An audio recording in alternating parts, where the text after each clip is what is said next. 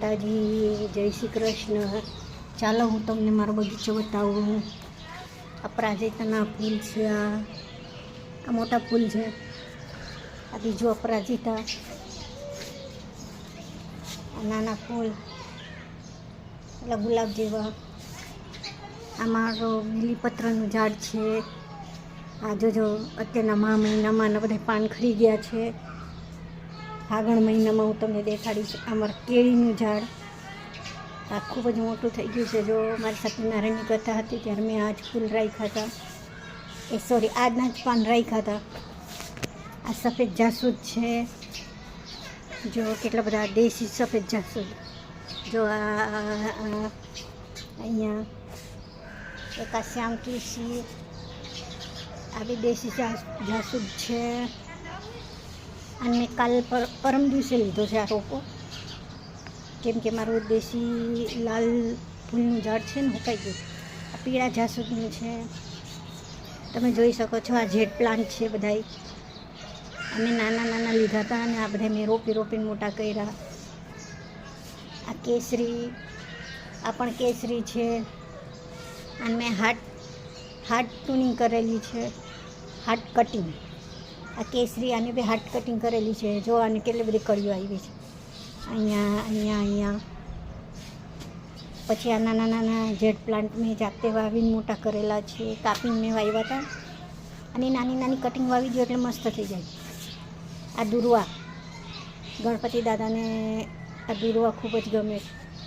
દુર્વા કહે અને પછી બીજું શું કે મને યાદ નથી આવી. પછી આ દેશી લાલ છે. જો આને મેં હાર્ટ ટૂનિંગ કરેલી છે ને એટલે આના ફૂલ હમણાં નથી આવી રહ્યા, પછી આવશે. સફેદ અપરાજિતા છે. સફેદ અપરાજિતાના ફૂલ. આ મીઠો લીમડો. શિયાળામાં આ ઉગવાનું ઓછું થઈ જાય. શિયાળામાં આમાં ડોરમેટમાં વયા જાય.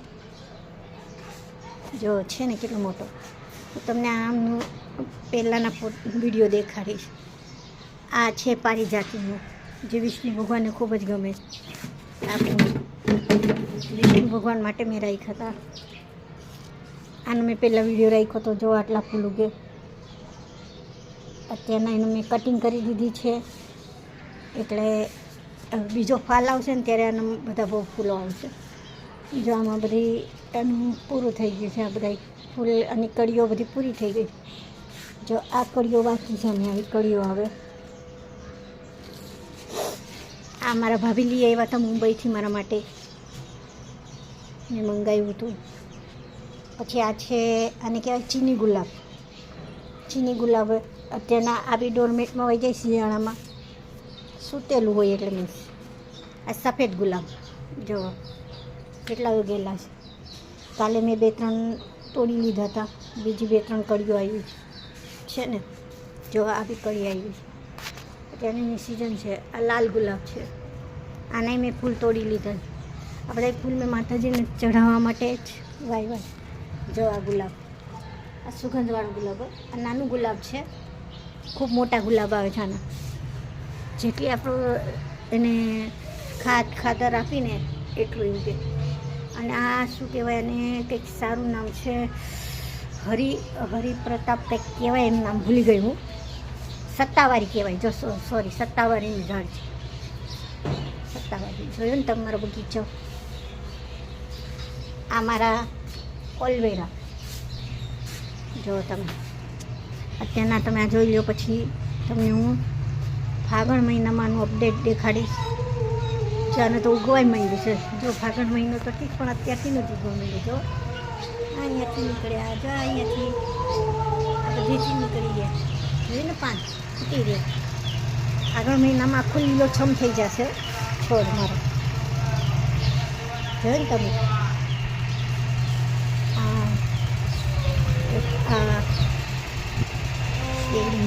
અમારો બગીચો છે.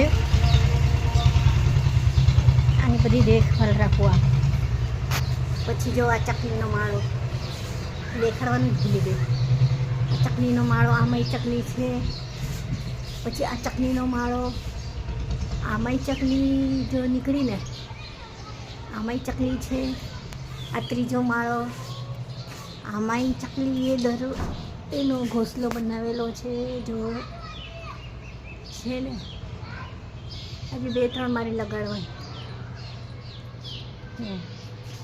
અમારા ઝાડ માટે મેં ડ્રમ ભરીને રાખ્યું છે પાણી માટે. પાણી લઈને કરવું નહીં, કામકાજ હોય તો અહીંયાથી જ કરી લેવું.